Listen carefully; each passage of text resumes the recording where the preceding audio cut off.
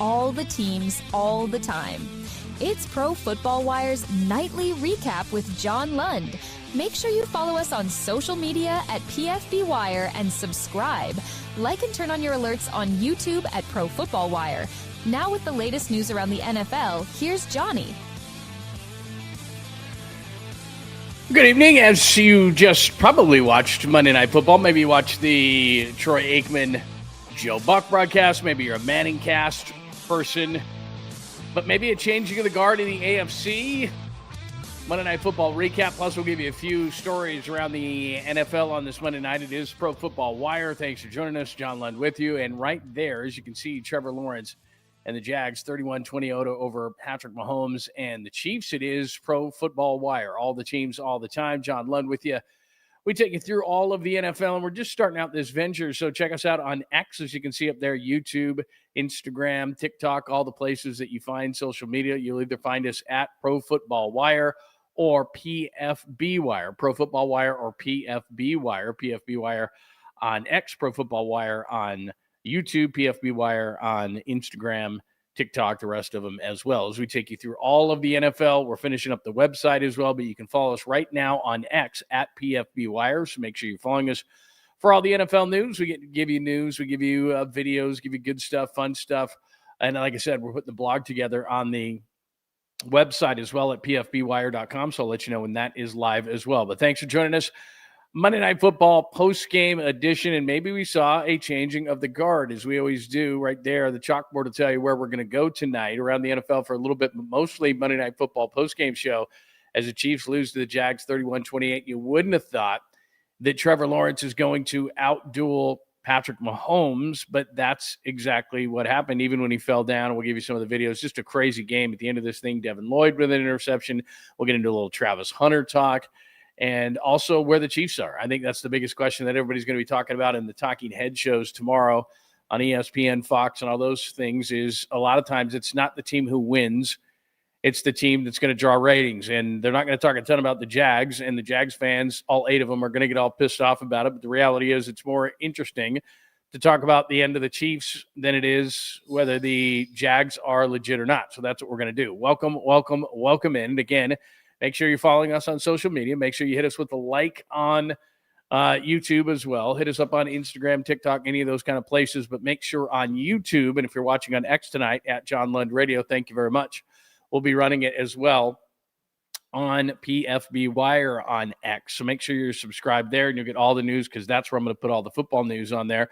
But if you don't know me, I've been doing sports radio, writing TV for about 30 years, covered the NFL in Detroit, San Francisco, did pre and post game for the Raiders, pre-half and post for the 49ers, pre and post game for the Detroit Lions when they went 0-16 when there were just 16 games, pre and post game for the Dallas Cowboys for years too. So I've covered a lot of teams in the NFL, been to a lot of different Super Bowls and a lot of different things. So I know the NFL to an extent. So we love that you're tuned in tonight, wherever you're watching, whoever you are a fan of. Make sure that you're following us at Pro Football Wire or PFB Wire, as it would be on social media. So let's get to Monday Night Football. And right there, 31-28, the Jags over the Chiefs. So let's do a little bit of highlights. This right here ended up being a touchdown. I know that is crazy, but this is the game-winning touchdown play. I'm sure that's exactly how they drew it up, where Trevor Lawrence would fall on his ass, lay there for a second, jump up, and actually score a touchdown. It seems like the Chiefs, see the middle of that line? They're kind of just standing there. Like, I guess the play's over. No, this is not college. He fell down. He got up. He's not one of the more athletic quarterbacks. And by the way, if you watch me at all, I hate when people say a guy's not athletic. I'm not saying Trevor Lawrence is not athletic. He's an NFL freaking quarterback, for God's sake. But he got up. He scored.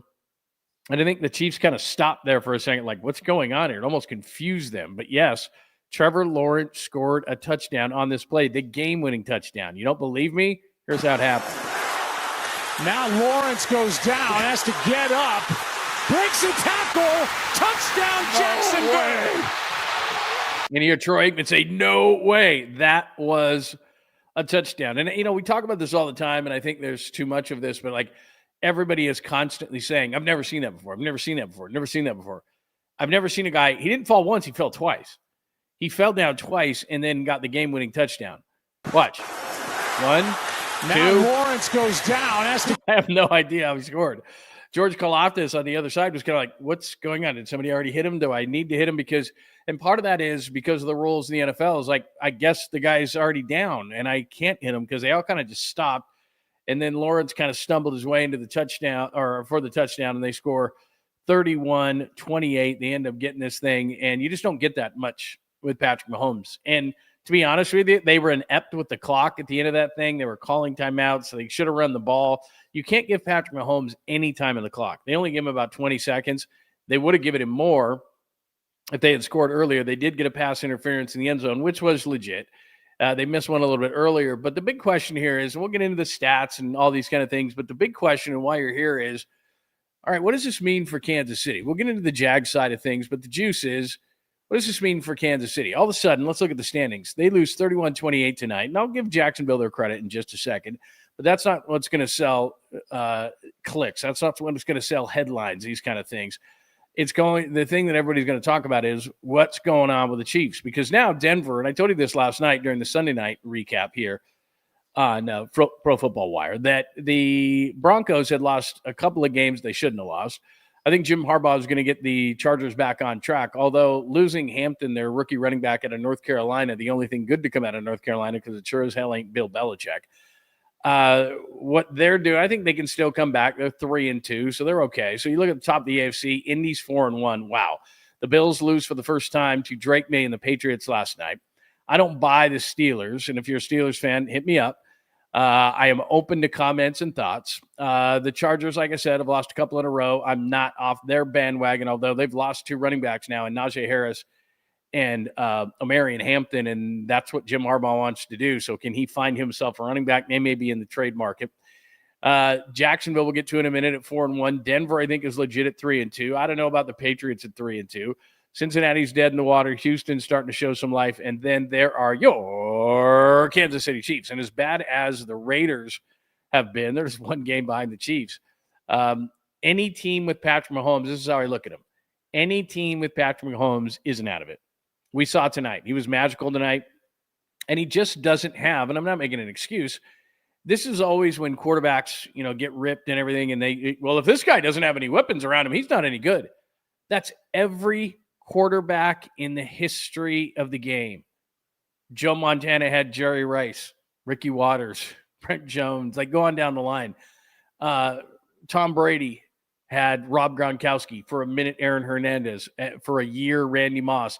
Peyton Manning had Marvin Harrison and Edgerrin James and Reggie Wayne. I mean, go on down the line. Go look at every quarterback in the history of the game. I don't care who it is. Nobody does it alone, whether it's an offensive line, whether it's a running game, whether it's great wide receivers. They've got something, and you surround that quarterback with that. And right now, Patrick Mahomes, and I did think they were going to trade for a Tyreek Hill. Travis Kelce's done. I'm not going to say the Chiefs are done yet, but Travis Kelce's done. He's just not the player he was. So Kelce's not that threat in the middle of the field. And there's not a Tyreek Hill, and there's not anybody that, I'm not afraid of Hollywood Brown. I'm sorry. Worthy's really fast. The kid out of Texas Xavier Worthy is really fast. Not overly afraid of the guy. So they just don't have the talent, and the offensive line is inconsistent. So he can make all these otherworldly plays and keep teams in the game. And I think it was 14-16 in the first half. But when it comes down to it, the defense let them down, and you often don't see that with the type of defensive talent and coordinator that the Chiefs have. But that's what's going on right now. I'm not going to count them out at 2-3, though. All the talking head shows tomorrow will count the Chiefs out. Any team that has Patrick Mahomes is not out of it. Now, you look at the Ravens right now at 1-4. Look, this is the worst defensive team in the league right now, and even if Lamar Jackson gets back, they have trouble. Baltimore's done. Kansas City, they've got too much defensive talent. Steve Spagnuolo is too good of a defensive coordinator, and their front office is too good. They're not going to let Patrick Mahomes just sit here and do nothing. They're going to get him some receivers to throw the ball. And they're in a good, not great division. Chargers are hitting a little bit of a skid. Denver, like I said, I think is better than you think. I think they're a sleeper team in the AFC. So I'm not going to call Kansas City dead just yet. I'm not dead yet, Monty Python said one time. So they're not dead yet. So that's the story on Kansas City. Give me your thoughts here. Pro Football Wire, Monday Night Football recap. Jags over the Chiefs, 31-28. We'll do some more highlights in a second. But let's finish our conversation on the Chiefs. What do you think? Give me your thoughts on the Chiefs. Hit me up right underneath here, or for now, at John Lund Radio on X, or if you're watching X tonight, go over and subscribe to Pro Football Wire, at PFB Wire on X, at Pro Football Wire on YouTube, where a lot of you can come on over and join our chat room and hang out. Instagram, it's at PFB Wire. As you can see right at the top, TikTok, it's at PFB Wire as well. So everything's PFB Wire except for YouTube, which is at Pro Football Wire. So make sure that you're following along, have those alerts on, because we send out stuff during the day, shorts, all sorts of things, stories on the NFL, all sorts of things. We're almost, we got the website close to completion and that's going to be profootballwire.com. So make sure for your NFL news that you go there as well. So that's what we got going on. But give me your thoughts right now on the Kansas City Chiefs, 2-3. And remember, everybody buried the New England Patriots. Everybody buries the Golden State Warriors and Steph Curry. Everybody buries, we're always so fast to bury a team, and all of a sudden the Warriors win the championship in 22. Brady and the Patriots weren't quite dead, or at least, the Patriots, a lot of them thought he was done. He goes to Tampa Bay, wins a championship. So, again, Patrick Mahomes is barely 30 years old. If they've got Andy Reid, if they've got Patrick Mahomes, if they've got Chris Jones, if they've got, they've got just too much talent to not be better than they are. But they got to figure it out. Offensively, they are certainly not what they've been. And you know what? They haven't been that for a long time. It's just defensively, they've been that much better. Steve Spagnuolo and the type of defenders that they have, they're not quite at that level. Nick Bolton is still there. He made a play tonight. I mean, they've got guys on this defense. So I'm not gonna say Kansas City is dead quite yet, but they're certainly teetering at 2-3. But again, what are we? Not even a third through the season. There's a lot of time for them to right the ship, and with Mahomes, that's probably what's going to happen. All right, everybody going, hey, what about the Jacksonville Jaguars? They won the game tonight. They just don't have enough fans. Although I'll say this, Devin Lloyd is having one of the best walk years. So the former first-round pick out of Utah, really solid college career, plays solid early in his career with Jacksonville. Then he's kind of up and down. Well, he had 2 interceptions against the 49ers, and then he turns around and a 99-yarder, and this is very Mahomes, unlike Mahomes, stares down a receiver. Devin Lloyd sees it, brings it back for the pick 6 to give Jacksonville the 21-14 lead. Second down. Picked off. Lloyd again. Devin Lloyd. What a year. Still rolling. Down the sideline. One man to beat. Lloyd. Pick 6. First of all, that's a hell of a run back, 99 yards by a linebacker, but he steps right in front of it. Mahomes was looking at it the whole time. And not that Mahomes is perfect or anything. He made a hell of a lot of throws, but he stared down Devin Lloyd, who right now, I'm not going to say he's the defensive player of the year, but he's got to be in the top few. There's a couple of guys. There's a guy in Denver that's pretty decent with 7 sacks this year.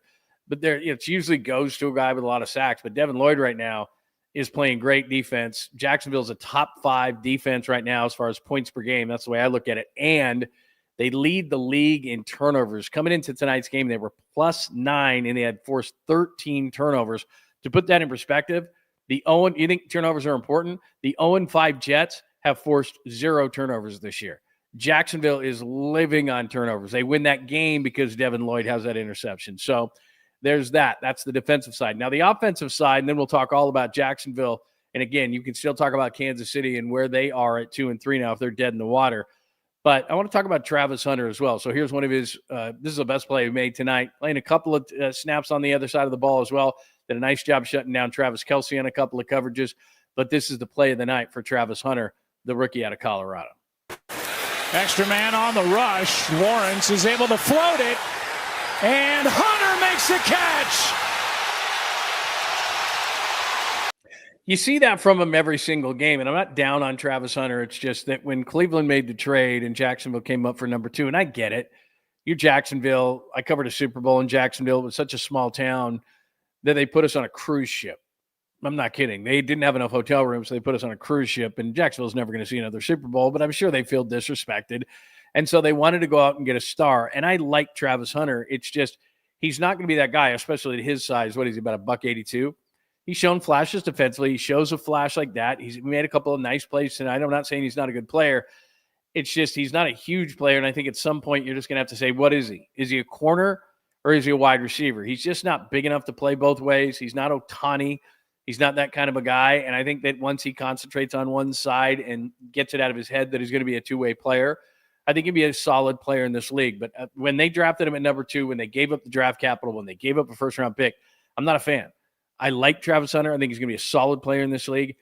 But I say this all the time. People always come at me and say, you see that play this guy made? Say that throw that quarterback made? You see this? You see that? Yeah. They're professional players. If they couldn't make plays like that every once in a while, they wouldn't even be in the league. What professional sports is about is, and how guys get here and stay here, is that they're consistent every single Sunday. Baseball, there's 4 or 5 games a week. 4 times a week, you better be nailing it. Not 2, not 1. It's not about showing flashes. I'm the opposite of most people. When some people see a flash from a player in any sport, they go, oh my God, there it is. I've told you, you're wrong. Look at what he can do. No, it's about consistency. All players can have a flash. All NBA players can have a 20-10 night. They wouldn't be here if they couldn't, but you got to do it every single night. Oh, I got to do this every night? NBA plays, I don't know, 3-4 times a week. I don't know. You better do it 2 or 3 times a week. Same with baseball. Football, you only get one chance every Sunday. A catch here, a catch there, a flashy play, a play that goes viral on social media. That's not what the game is about. It's about consistency, play after play after play after play. And so Jacksonville, and let me go to Jacksonville. I'll move Kansas City aside for a second. Trevor Lawrence tonight, maybe he makes a big step because, look, in that draft a couple of years ago, remember, he's first pick, played. I was at the national championship game at Levi's Stadium near San Francisco, and I'm thinking, this guy's going to be the guy. He started a lot of games. He's going to be the next great one. He was the first pick. Zach Wilson goes 2 to the Jets, stinks. Trey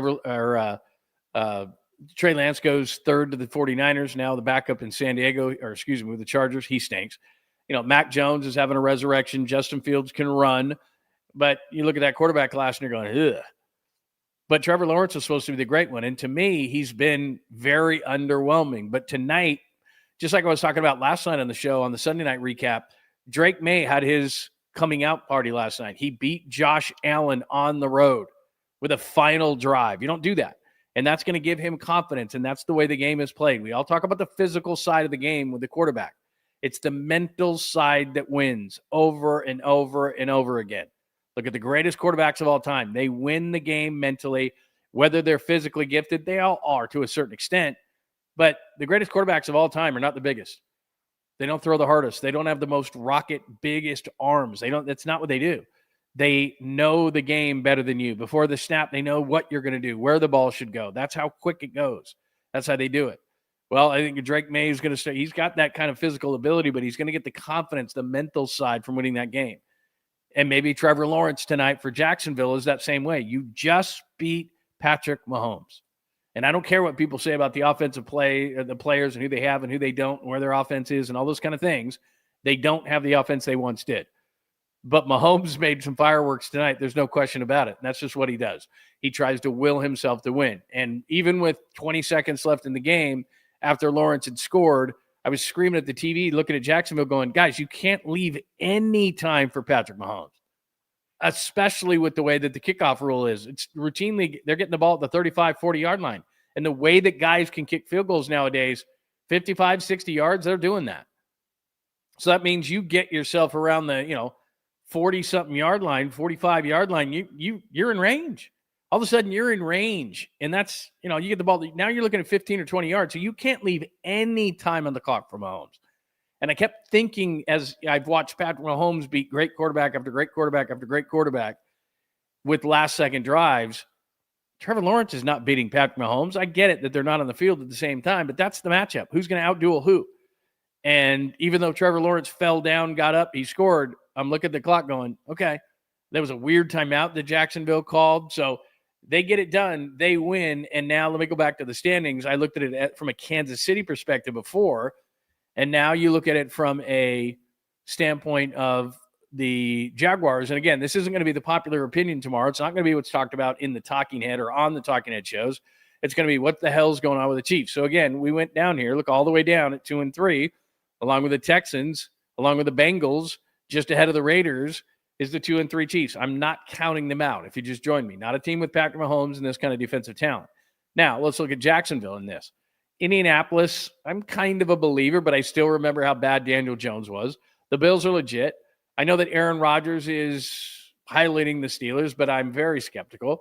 The Chargers have lost a couple in a row and lost both their running backs. Denver is a legit team, and then I'm going to stop it right there. There's a drop-off to New England and Cincinnati at 3-2. But what do you think of the Jags? 4-1. Beat the 49ers. 49ers kind of beat themselves. 49ers, they scored 26 points against the 49ers, 17 on turnovers and 9 on special teams. They count, don't get me wrong, but the 49ers should have won that football game. Tonight, Kansas City had opportunities to win the football game, but again, the NFL is about winning by one score. This isn't college football where Alabama is playing, Louisiana Monroe. You're not going to get a 50-point a lot of times, 40 every once in a while, but these are one-score games. And so is it Trevor Lawrence out-dueling Patrick Mahomes? He did tonight. So we'll see going forward where Jacksonville is going to be. Is this one of those nights where you saw Trevor Lawrence at his best out-duel Patrick Mahomes, and that gives him confidence?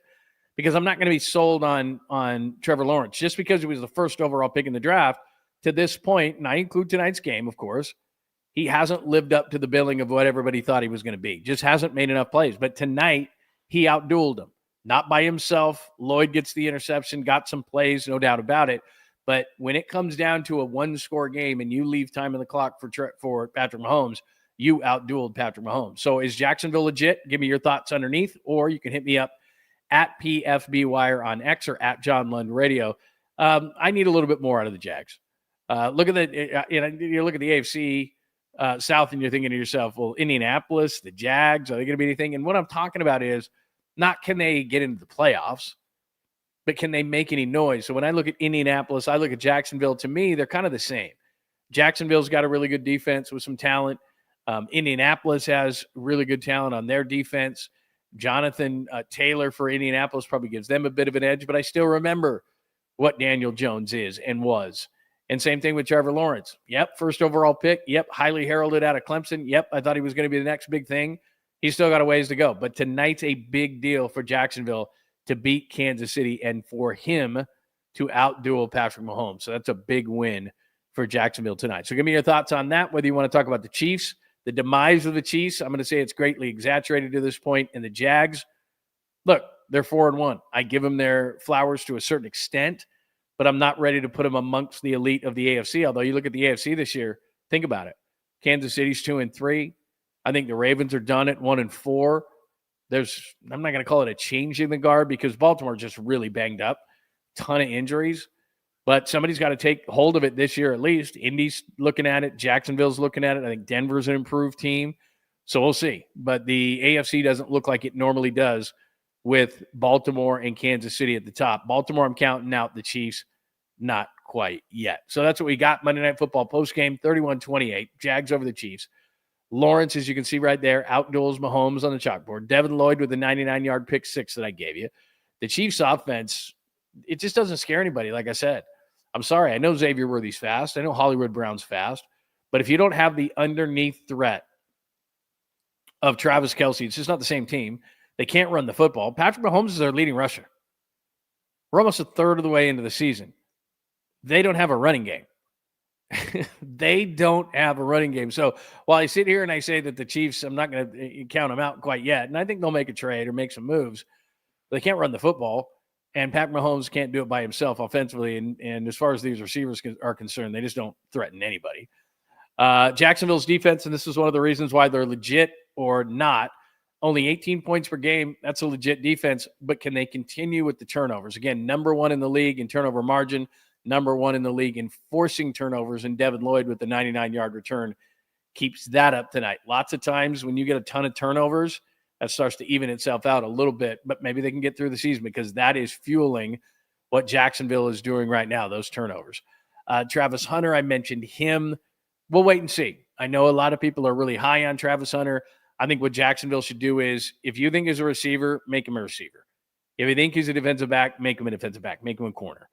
Decide what he's going to be, because he's not this big, strong, strapping dude. He's a very athletic, 5'10", 5'11", 182-pound guy, and he's not going to make it through an entire season. So I think Jacksonville, to optimize what he can be in this league, I think at some point they're going to have to make a decision on what he is. Are the Jags legit? We just talked about that. And are the Chiefs at 2-3 done? That is what's going to be the talking head show tomorrow. ESPN, Fox, they're all going to put dirt on the Chiefs. I'm not ready to do that quite yet. So again, give me your questions, comments, and thoughts. You can hit them right under here at Pro Football Wire, or you can hit me up both at PFB Wire on X and at John Lund Radio on X as well. Pro Football Wire, as we take you through all 32 teams. All right, let's hit you through the rest of the NFL. A couple of things that you need to know about, 3 to be exact, on this Monday night. Let me start at the top. Jonathan Gannon of the Cardinals said sorry. So I don't know if you saw this, and you know this. Amari Mercado, the running back of the Arizona Cardinals, with that mistake, 71-yard run, and at the end, like some reason this is happening 2 weeks in a row, and it's happened a lot, he lets the ball go before he breaks the plane, and therefore it's one of the dumber rules in the NFL. What did the defense do to do anything to get the ball back? Nothing. I know L'Jarius Sneed ran him down, which, former Kansas City Chief, is, I guess, admirable, but he dropped the ball. He was an idiot. So why do you get the ball back? I think if you want to do a touchback, have it be the Cardinals ball or whomever does this ball at the 20-yard line, and they try to score from there. But the defense didn't do anything to force this turnover. Mercado was just stupid. That's not the end of the story. You know, and Tennessee came back and won 22-21. If they get this touchdown, Arizona's 3-2, and we're not really talking about anything. But then after or during the game, near the latter part of the game, after Arizona had done a couple other dumb things to lose the game, including getting an interception, but then fumbling it into the end zone where Tennessee grabbed it, and then they got a last-second field goal to win the game, even though they were down 21-6 at the half. This is what the Cardinals head coach did when Mercado was on the sidelines. Now you can see, let me do the beginning of it. There he is right there. Paris Johnson, the big offensive tackle for the Cardinals, is trying to say, hey, man, it'll be cool. It's fine. It's fine. And then you see Gannon go over there and go off on Mercado. Let me play that for you one more time. 70 is Johnson. Mercado's 31, obviously. And here comes Jonathan Gannon right there and just goes off on Mercado about doing that. And I'll be honest with you, I got no issue with that. It's a dumb play. Look, guys make mental errors all the time. That's one of the dumbest, if not the dumbest, mental error you can make in the game of football. So that's what Gannon did. He got a lot of criticism for it. And I got to be honest, which I always am, we're just soft. I mean, you can't go after players. Players make dumb plays. I'm not advocating a Bobby Knight or, putting your hands on a player or doing anything like that. But this isn't Pop Warner. This isn't high school. This isn't even college. This is professional football, and you get paid a lot of money. And you let down an entire football team. To hell with the fans for a second. You let down an entire football team that every single week you try to go 1-0 in this league, and you bust your ass, and everybody's hurt, and everybody's hurting. And all you got to do is hang on to the fucking football beyond the 1-yard line. I'm sorry. It's stupid. Arizona's not my team. I'm just simply saying, from that perspective, I have no issue with Jonathan Gannon getting in the face of a player to say this is bullshit, that you can't do that, that how stupid you got to be, that we've seen it again and again and again. These are beyond basics. Speaking of Pop Warner, this is something like you tell an 8-year-old, hey, Jimmy, when you score a touchdown, remember, you got to run it all the way into the end zone. It's one of the most basic things you could ever do. And you're a professional football player getting paid a lot of money, and you let down an entire football team that's busting their ass. I'm sorry. I wouldn't be a teammate consoling him. I'd be a teammate going, you're a fucking idiot. What are you doing? Why are you costing us a football game? So here's Jonathan Gannon. Because we live in the society that we do, he has to apologize for being too mean to a guy who did an idiotic thing to cost his team a football game. Video, David, but I woke up this morning and didn't feel great about it, honestly. And so in the team meeting, I addressed it. I apologized to Omari, apologized to the team. And I just told him I kind of let the moment of what happened get the better of me there.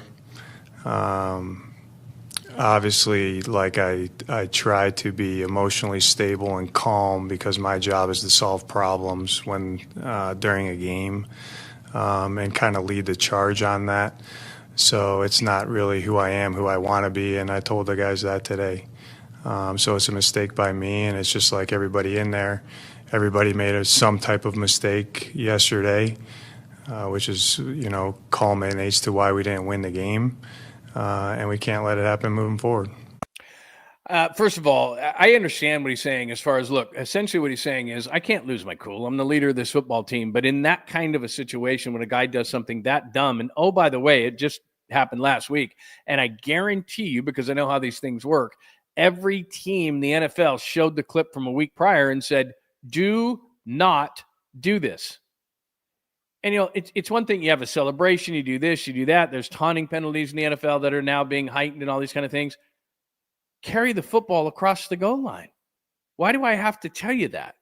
At any level of football, let alone at the professional level. And now a coach whose ass is on the line, like I think like Jonathan Gannon is going to be shortly, he could get fired from Arizona. That was an embarrassing performance. You're up 21-6 on a winless football team with a rookie quarterback who doesn't have a clue. And they're on the road. And if you just hold on to the football a split more second, instead of flipping it up in the air like you're being, some sort of a, cool guy or badass or too cool for school that you can't carry the ball over the goal line. What is that? You cost us a football game. This is not for fun. This is a multi-billion-dollar business. And people lose jobs because of it. And yet, because we live in the society we do, all these sheep, look at Jonathan. Yeah, look what he did. Yeah, the guy made one of the dumbest plays that you can make. He should be an example. He should get yelled at. It's professional football, but we're so soft that nobody can do anything. It's okay, Jimmy, here's a participation trophy. Because when I look at Jonathan Gannon, he's a guy to me, and I'll show you a dead man walking in a second as far as a head coach in the NFL is concerned. But as far as Arizona is concerned, there's something around them, and it's been going on for a really long time, that they're not bad enough to be this losing franchise, but they're not good enough to just not have a stink on them. They're always 7-10 or 8-9 or 9-8 or just out of the playoffs or that's just the way it is. And some people can blame Kyler Murray. It wasn't his fault. Guy had an interception, fumbled it, and Tennessee recovered in the end zone. That's not Kyler Murray. Some quarterbacks aren't the greatest leaders. I get it. He didn't go to the podium and say, it's okay. I don't think he should have. I don't think Jonathan Gannon should have said sorry. I get it where he's saying that I lost my cool and I can't do that as a head coach. But he's starting to kind of lose it here with the Cardinals. And he's going to be a good head coach somewhere else. I think he's a good head coach. I just think there's something weird about Arizona. And I talked about this last night about losing cultures and trying to change losing cultures. It's very difficult to do. And so a lot of people want to blame Kyler Murray for it. Kyler Murray didn't let the ball go at the 1 yard line. Kyler Murray didn't fumble a football into his own end zone. Didn't happen. Like a holy roller kind of a play. He played well enough to win a football game. They were up 21-6. I mean, look, he's the leader of the offense, and he deserves certain blames. There's no doubt. But the two dumb plays that Arizona made that could cost Jonathan Gannon his job, not directly right now, but if Arizona doesn't get this thing going, they started 2-0. They've lost 3 in a row. They lost to Seattle at home in a last-second field goal. Probably could have won that game. And they lost to a horrible Tennessee team that with the Jets, Tennessee, and the way the Raiders are playing right now, it's a 3-horse race for who's the most horrendous football team right now. But Tennessee going into that game, clueless quarterback in Cam Ward, being a rookie, that's what rookies do. And you let them hang around in the game, and they end up winning, and you make 2 stupid plays, and that reflects on the head coach. So at some point, Arizona's going to do what a lot of bad teams do. He's a good head coach. I think he can win in this league. But you know what's going to happen? He's going to get kicked to the curb because that's what they do. They give you 2 or 3 years. They don't let you bring in your own players. They don't give you any kind of runway or leeway, even though you've got to change an entire losing culture, and the guy's going to get fired at some point. And they're going to look back at the Tennessee game and go, that's when the clock started ticking. That's when the fuse was lit for him to get fired, Jonathan Gannon. So for him to get pissed off on the sidelines because he's feeling the pressure now that they lose a football game in embarrassing fashion to Tennessee, and it starts to be like, whoa, his seat is warm. But he can't get pissed off because we live in a society that everybody's like, did you see him yell at a professional football player? He better say sorry. So here's the real dead man walking. This is Mike McDaniel. I told you about him last night. They lose to Carolina. They're a team that looks unprepared. I know they have injuries, but they look unprepared. They look unmotivated. They don't want to play for the coach anymore. Just that's one of the biggest charges you can make against professional athletes, but it certainly looks that way to me after covering the NFL for 25 years. And then Mike McDaniel, who is usually upbeat, funny, fun. And I told you this, it's not funny and fun when you're losing, but it looks to me like he's very discombobulated in this whole thing. This was part of his press conference today as they get ready for the Chargers. We talked about He was really frustrated at the, just like he's as I was, and we talked about the challenge ahead to get ready for the Chargers. What in the what? I mean, this is a dude that is like, he's on thin ice. He doesn't have a patient owner. Miami used to be one of the proud franchises, and they're just a complete mess. They need a complete overhaul. And when Mike McDaniel got to Miami, he made the playoffs his first year. Like I said, I knew Mike when he was a member, the offensive coordinator, even though Kyle Shanahan called plays with the 49ers. I mean, the guy's a brilliant offensive mind. Ivy League educated, been a huge part of the game since he was a ball boy in Denver. I mean, the guy knows the game. I just don't think he's a leader of men. And right now, he's just showing the emotions. He's an emotional kind of a guy, and I think he is your first coach fired in the NFL. So we'll see that this year, but I think he is going to be the first coach fired, that being Mike McDaniel. And finally, the weirdness of the story of Mark Sanchez continues. The New York Post got video of Sanchez after he was stabbed. So if you know the story a little bit, here's the New York Post reporting, including a video of Mark Sanchez after he was stabbed. In exclusive footage obtained by the Post, a bloody Mark Sanchez can be seen staggering along the street, clutching his wound after being stabbed in the side. The former Jets quarterback can be seen putting his hand on what appears to be a bloody wound just below his chest as he walks down a street in Indianapolis. The dramatic new footage shows the aftermath of a violent fight on Saturday, which resulted in a 69-year-old grease truck driver stabbing Sanchez multiple times after the retired NFL player attacked him, according to authorities. Sanchez apparently got into an altercation with the grease truck driver in an Indianapolis alleyway when the worker's truck was allegedly blocking his way. Things escalated after the older man couldn't hear the drunken Sanchez because he'd removed his hearing aids. The 230-pounder then allegedly slammed him into the ground.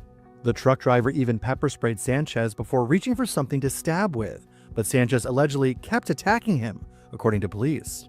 Grisly photos from the aftermath showed the elderly man, identified solely by his initials, PT, bloodied in a hospital bed with his head propped up with a neck brace and a laceration to his cheek.